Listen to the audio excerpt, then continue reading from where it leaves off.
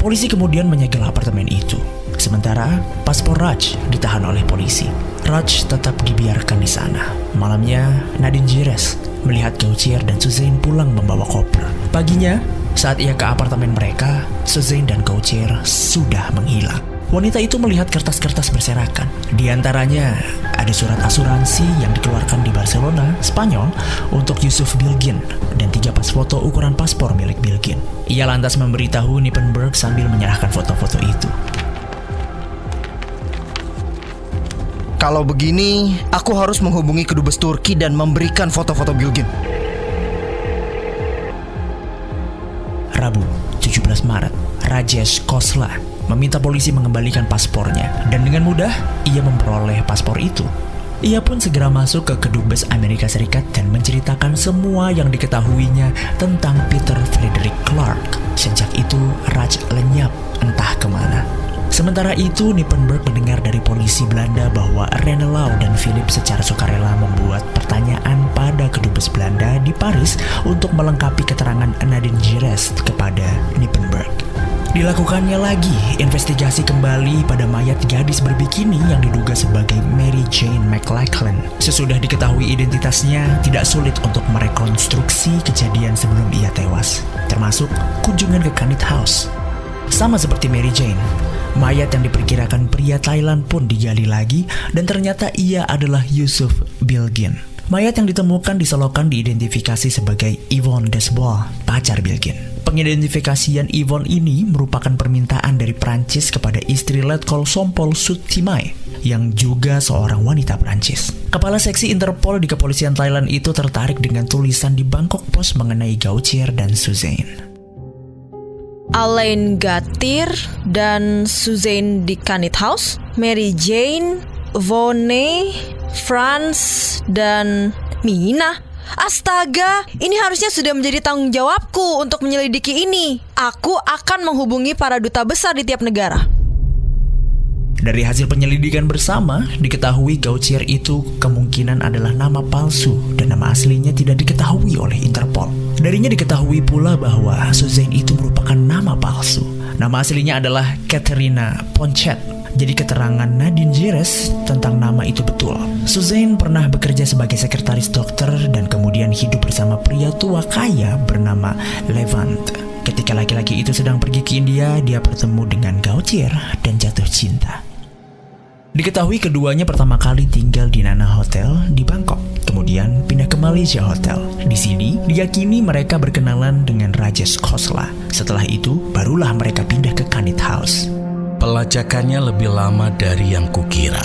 Ternyata Suzanne dan Gauthier pernah singgah di Kuala Lumpur, lalu ke Singapura, Bombay, New Delhi, Karachi, Jenewa hingga Perancis untuk menjual permata. Halo? Telepon itu berasal dari Interpol di Saint Cloud, dekat Paris. Mereka juga mengabarkan kepada pihak Kanada, Belanda, Nepal, dan Spanyol. Menurut polisi Kanada, pada bulan April, Suzanne menulis surat pada orang tuanya di Kanada dari Jenewa bahwa ia akan ke Barcelona. Berarti kita bisa mencegahnya kabur ya? Tapi karena rekam jejaknya Gauthier dan Suzanne, mereka pasti bisa mencari cara meskipun paspornya dicabut. Sementara itu, Letkol Sompol meminta Interpol Pusat memberitahu Pakistan, Prancis, Kanada, Amerika Serikat, Spanyol, Belanda, India, Turki, Swiss, Hong Kong, Indonesia, Malaysia, Australia, dan Singapura agar Gauthier, Suzanne, dan Colin ditangkap. Sementara itu, dirinya pun mencari tahu identitas asli Gauthier. Sepertinya dia bukan orang Prancis. Mata dan rambutnya saja berwarna gelap. Mungkin dia ini keturunan Pakistan atau India. Lebih baik aku minta sidik jari dari sana. Pada bulan Juni tahun 1976, Alain Gauthier yang kini memakai janggut lebat bersama Suzanne dan Colin berada di New Delhi. Mereka disertai 2 teman, yakni Margaret Wilson, gadis Inggris berumur 22 tahun, dan Diana Johnson, perawat Australia berumur 26 tahun. Mereka bepergian dengan mobil Citroen. Kalau pesawat Air France tiba di bandara, mereka menguntit dan mendekati mangsanya sampai ke hotel. Korban lainnya adalah Louis Chabrier, pemuda Prancis berumur 28 tahun yang dijebak di Ranjit Hotel. Ia diajak makan-makan dan Margaret pura-pura mau tidur dengannya. Ketika itu, Chabrier sudah dalam keadaan mual sehabis makan kari ayam. Pada pagi harinya, Margaret dan komplotannya kabur dari Delhi setelah menggantung tanda jangan diganggu pada pintu kamar Chabrier. 2 hari kemudian, karyawan hotel menemukan Chabrier sekarat di kamar itu. Ia pun meninggal 24 jam kemudian. Dalam aksinya yang satu itu, Gautier memakai nama Pierre Boucher. Sebelum memangsa Chabrier, Gautier sudah membius 3 orang turis Prancis dan merampok kamera serta uang mereka sebanyak $3.000 dalam bentuk cek perjalanan. Boucher, si perampok itu. Bagi polisi India, nama Boucher tidak asing lagi. 4 tahun sebelumnya, Boucher bersama 2 orang Prancis lainnya merampok dengan membius para petugas permata di New Delhi. Mereka tertangkap 13 November tahun 1971. Karena sakit usus buntu, ia dibedah di rumah sakit. Beberapa hari kemudian, ia meminta istrinya, François Gillet, untuk berbincang kepada para perawat. Saat mereka lengah, ia kabur. Pada tahun 1977, Gautier mulai beraksi lagi. Ia kini membius 62 turis sekaligus. Mereka adalah rombongan yang datang dari Prancis dan tinggal di Vikram Hotel, New Delhi. Gautier dan komplotannya pun bersikap ramah dan siap menolong mereka dengan mengaku sebagai orang setanah air. Gautier yang kini mengubah namanya menjadi Charles menelpon para wanita lanjut usia untuk membeli permata. Mereka ditawarkan permata bagus dengan harga murah. Charles dan komplotannya juga beraksi di Taj Mahal dan memperingatkan para turis agar hati-hati saat minum. Tuan dan Nyonya, hati-hati kalau minum di Taj Mahal. Airnya sudah tercemar. Hah? Kenapa? Daerah sini sudah mulai tercemar. Kualitas airnya jadi buruk. Lebih baik kalian minum pakai botol saja agar tidak sakit perut. Malam itu, di hotel, tidak ada orang yang merasakan aneh waktu Charles ikut duduk di meja makan bersama mereka.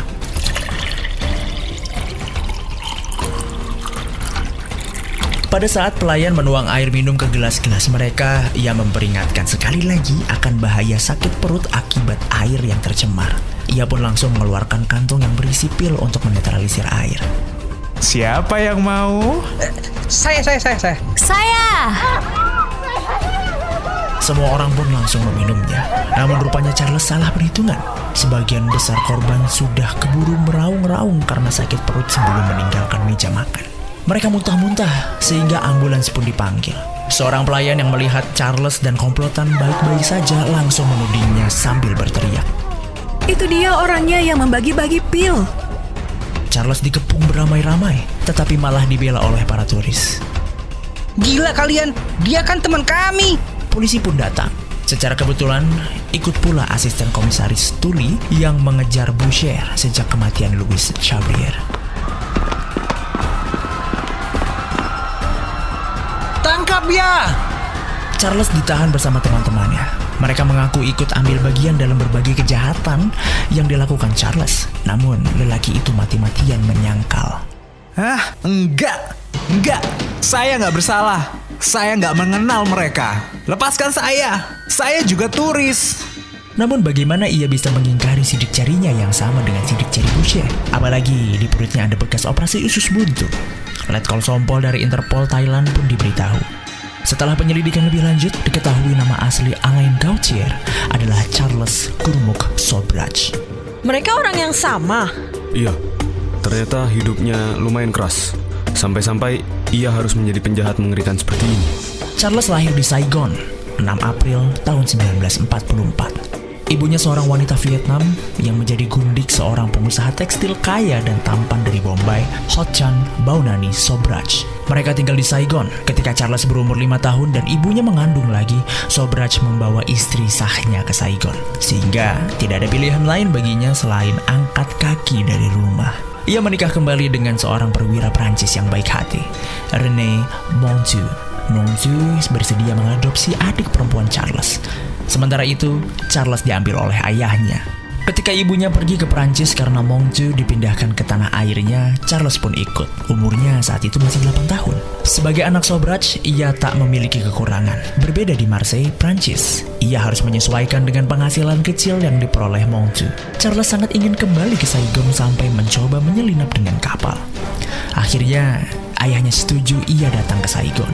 Saat umurnya menginjak 18 tahun, ia tidak betah dan meminta ibunya untuk mengirim ongkos untuk kembali ke Marseille. Di Prancis, ia hanya mendapatkan izin tinggal sementara sehingga tidak bisa mendapat pekerjaan tetap.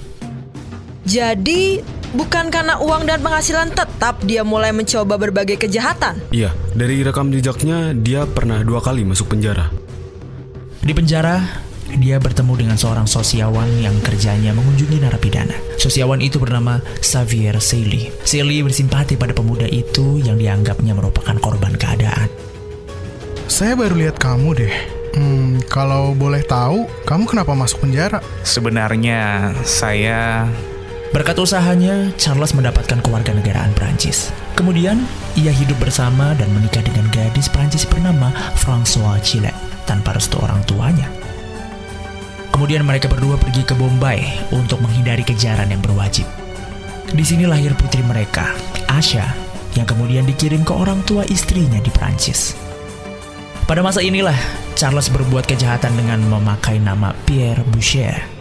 Setelah kabur dari rumah sakit, ia dan François pergi ke Afghanistan. Di sana mereka dijebloskan ke penjara. Orang tua François pun dengan susah payah mengumpulkan uang untuk menebus putri mereka dari penjara. Akan tetapi yang bebas malah Charles. Sementara istrinya tetap meringkuk di dalam. Dengan paspor palsu, Charles kabur ke Prancis dan bercerai dari istrinya. Kemudian ia menikah lagi dan hidup di Amerika Serikat bersama putrinya. Charles diadili pada bulan Agustus 1978 di New Delhi hanya untuk kasus kematian Louis Chabrier. Dengan ini, Charles Gurmukh Sobhraj dijatuhi hukuman penjara 7 tahun. Meski telah dihukum, ia naik banding dan malah dibebaskan. Hal itu disebabkan karena Louis Chabrier adalah pecandu obat bius dan dokter tidak bisa membuktikan apakah Chabrier dibius atau membius diri sampai mati. Untuk perkara perampokan permata di Ashoka Hotel, Charles Sobhraj dikenai 5 tahun penjara. Namun ia masih mendapat tambahan hukuman karena kabur dari rumah sakit dan mencoba membius turis-turis di Vikram Hotel. Letkol Sompol dan kepala imigrasi Thailand pun merundingkan ekstradisi dengan India karena mengharapkan Sobhraj bisa diadili di Bangkok. Saat itu India dan Thailand belum memiliki perjanjian ekstradisi. Xavier Seilly, sosiawan Prancis yang dulu membantu Charles Sobhraj mendapatkan kewarganegaraan Prancis, masih saja membelanya. Charles itu anak yang baik. Dia sopan dan ramah. Dia cuma salah satu korban dari kejamnya dunia. Dan dia itu sebenarnya warga negara India, bukan Thailand. Xavier Seilly berusaha agar Charles mendapatkan kewarganegaraan Indianya lewat ayahnya. Meskipun berhasil, Sobhraj tetap dihukum penjara di New Delhi. Dirinya pernah mencoba kabur dari penjara dengan membius para sipir. Sayangnya, hukuman atas kelakuan kejinya itu hanya berlangsung sebentar. Pada pertengahan tahun 90-an, ia berhasil menghirup udara segar.